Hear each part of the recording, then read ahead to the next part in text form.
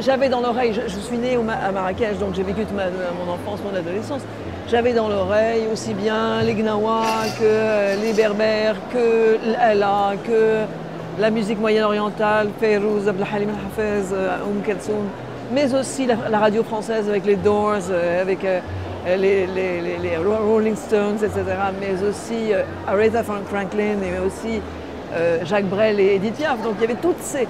Il y avait également le flamenco, parce que dans le nord du Maroc, on a l'Espagne, que surtout chez les Juifs marocains, il y avait la présence de l'espagnol. Bon.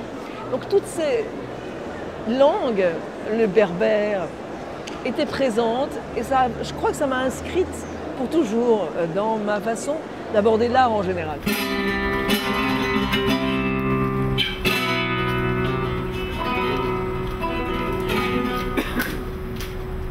Cet homme, ce fou, ce Palestinien a le lien d'où est là.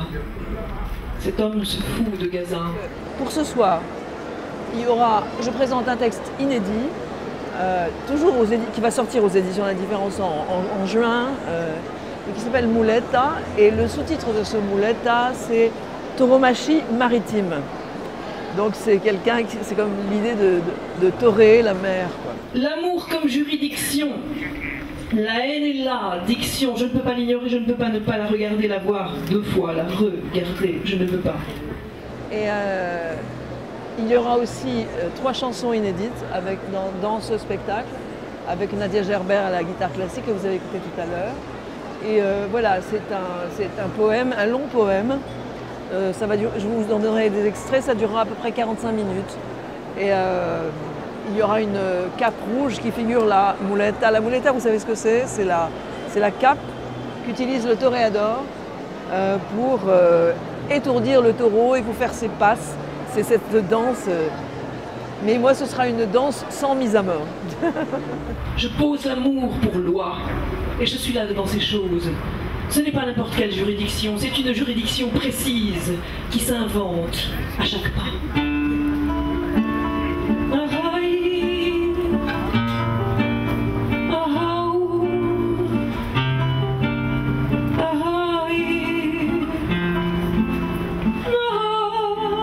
J'ai pas envie d'être une fausse chanteuse marocaine ou une fausse chanteuse égyptienne ou une fausse chanteuse de rock. Pour moi, le moyen d'être juste, c'est de synthétiser toutes ces influences. Et donc j'ai commencé à mettre des sons orientaux, des phrases de gamme arabe dans le rock. Et ça a donné des disques comme Barbarie ou Passage d'Enfer. Et ça, c'était le rock arabe. Et puis petit à petit, il y avait de l'électro qui est apparu, il y avait la house music, toutes ces choses-là. Alors j'ai mis aussi, pareil, il y avait toujours du crossover, je mélangeais à la fois des sons orientaux et ces sons modernes, parce que c'était pas du folklore, c'était toujours, il y avait de la modernité pour moi, c'était très important.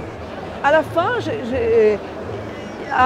parfois il m'est arrivé de faire un disque qui s'appelait Jardin Andalou, parce qu'il y avait de la techno tout le temps et ça m'énervait. Alors je n'ai pris que des sons occidentaux. J'ai organisé un couscous avec les musiciens.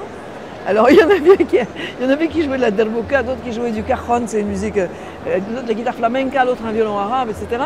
J'aurais dit vous allez jouer tous ensemble sur des gammes de do, mais en restant arabe, en restant espagnol, en restant. Et ça fait ce mélange arabo-andalou.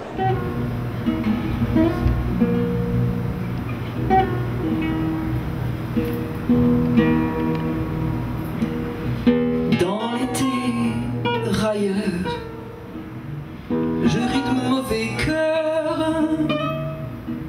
bord de la piscine, ta bouche fulgurante.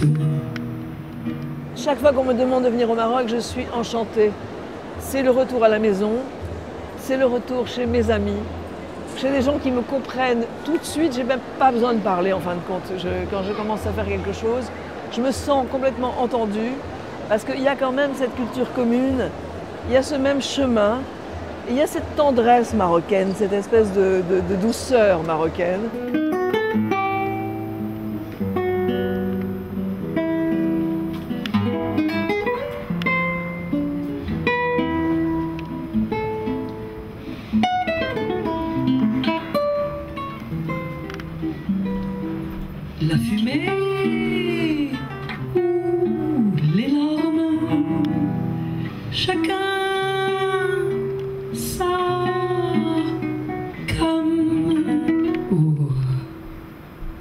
chacun sa calme.